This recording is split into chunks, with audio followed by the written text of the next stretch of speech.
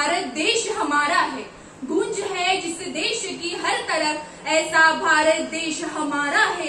खिल जाए हर चेहरा जिसकी शान देखकर, खिल जाए हर चेहरा जिसकी शान देखकर, ऐसे रंगों में रंगा भारत देश हमारा है, ऐसे रंगों में रंगा भारत देश हमारा है।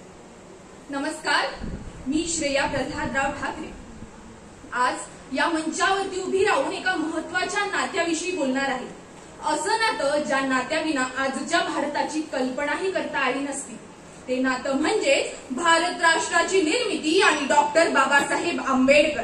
अरे देश लढला, देश घडला, देश बनला, पण कोणामुळे हे जाणून घेणं अत्यंत महत्वाचं आहे। भारत हजारो वर्षाची संस्कृती, शेकडो भाषा, धर्म, पंथ, परंपरा आणि तरीही एक राष्ट्र म्हणून उभा आहे, ते केवळ स्वातंत्र्य चळवळीमुळे। अरे इंग्रजांच्या राज्यापूर्वी आपल्याकडे अनेक राजवटी होत्या, परंतु एक राष्ट्र म्हणून सांस्कृतिक आत्मा मात्र कायम होता। रामायण, महाभारत, गौतम बुद्ध, अशोक सम्राट, छत्रपती शिवाजी महाराज या प्रत्येकांनी आपल्याला समतेचं, एकतेचं बळ दिलं। 1857च्या युद्धानंतर भारताने ब्रिटिश सत्तेविरुद्ध लढा सुरूच ठेवला। 1920च्या असहकार आंदोलनाने, 1930च्या दांडी यात्रेने आणि 1942च्या भारत छोडो आंदोलनाने राष्ट्र निर्मितीला दिशा दिली।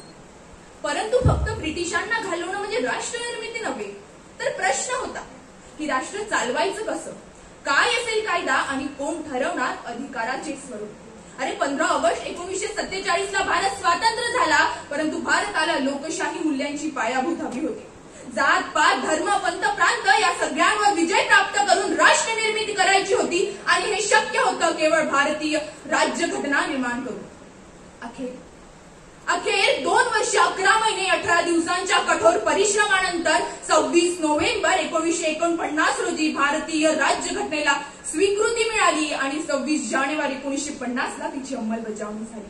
आणि याच भारतीय राज्यघटनेचे, भारताच्या संविधानाचे आणि जगातील सर्वात मोठ्या घटनेचे शिल्पकार होते डॉक्टर बाबासाहेब आंबेडकर।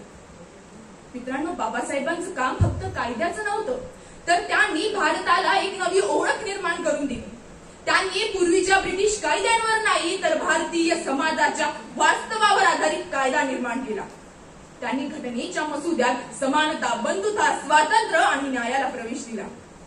अरे जगात अनेक देश स्वतंत्र आहेत, परंतु त्यापैकी बहुतांश देश तुटले, विखुरले, परंतु भारत तुटला नाही, विखुरला नाही, कारण बाबासाहेबांनी दिलेल्या संविधानाने एका संयुक्त धाग्याचं काम केलं, ज्या धाग्याने भारताला एकजूटपणे बांधून ठेवलं। बाबासाहेब म्हणाले होते, राजकीय स्वातंत्र्य हा केवळ पहिला टप्पा आहे, राजकीय स्वातंत्र्य हा केवळ पहिला टप्पा आहे, खरा भारत घडेल तो सामाजिक समतेतून। बाबासाहेबांना नेहमी वाटायचं, माझ्या देशातील प्रत्येक व्यक्तीला त्याचा हक्क मिळावा, समाजात एकता असावी, उच्च नीच, गरीब श्रीमंत असा कुठलाही भेदभाव नसावा, आणि याचसाठी बाबासाहेबांनी कठोर परिश्रम केले। दलित आणि मागासवर्गीयांना त्यांचा हक्क मिळवून देण्यासाठी बाबासाहेबांनी अस्पृश्यतेविरुद्ध लढा केला। जातीय भेदभाव निर्माण करणारा मनुस्मृतीचे दहन केले। बहिष्कृत हितकारिणी सभा आणि राष्ट्रीय मजूर पक्ष अशा संघटना स्थापन करा, शिका, संघटित व्हा आणि संघर्ष करा, हे त्यांचं प्रसिद्ध वचन होतं। त्याच प्रकारे त्यांनी कामगारांना आणि महिलांना सुद्धा त्यांचा हक्क मिळवून दिला। मित्रांनो, बाबासाहेबांनी आपल्याला संविधान दिलं, असं संविधान ज्या संविधानामध्ये 448 कलमे आहेत आणि प्रत्येक कलम ही समाजाच्या लोकांचा हिताचा विचार करून निर्माण केलेली आहे। जसं की कलम 14 समानतेचा अधिकार, कलम 17 अस्पृश्यतेवर बंदी, कलम 25 ते कलम 28 धर्म स्वतंत्र आणि कलम 354 विनयभंगाच्या प्रयत्नाविरुद्ध कारवाई। मित्रांनो, संविधानाने केवळ आपल्याला जगणं शिकवलं नाही, तर संविधानाने आपल्याला आपला हक्क मिळवून दिला। म्हणून तर आज एका चहा विकणाऱ्याचा मुलगा 2001 मध्ये गुजरातचा मुख्यमंत्री बनतो आणि पुढे जाऊन तोच 2014 मध्ये भारताचा पंतप्रधान बनतो। हे शक्य झालं केवळ आणि केवळ संविधानामुळे। अरे आज मुलगी शिकू शकत आहे, स्त्रिया पुरुषाच्या खांद्याला खांदा लावून काम करत आहेत आणि प्रत्येक क्षेत्रात आपलं नाव गाजवत आहे। हे शक्य झालं केवळ संविधानामुळे। मॅरी कॉम, कल्पना चावला, अवनी चतुर्वेदी, कॅप्टन चौधरी यासारख्या महिला घडत आहेत. कशामुळे? तर संविधानामुळे. अरे आज मी श्रेया ठाकरे या मंचावर उभी राहून स्वतंत्रपणे आपले विचार तुमच्या समक्ष मांडू शकत आहे. हे शक्य झालं केवळ आणि केवळ संविधानामुळे.